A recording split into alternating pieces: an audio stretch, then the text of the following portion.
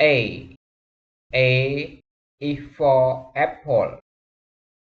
B. B is for ball. C. C is for cat. D. D is for dog. E. E is for elephant. F. F is for fish. G. G is for goat. H. H is for horse. I. I is for igloo. J. J is for jam. K. K is for kite. L.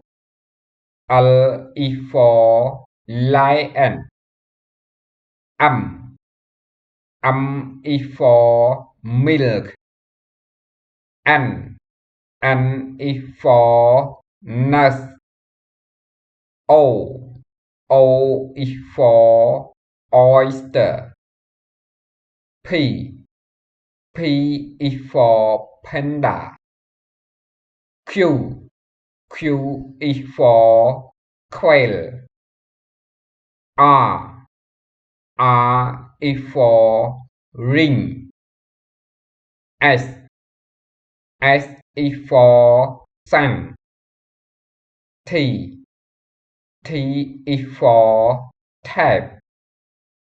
U is for uniform. V is for vest. W is for watch.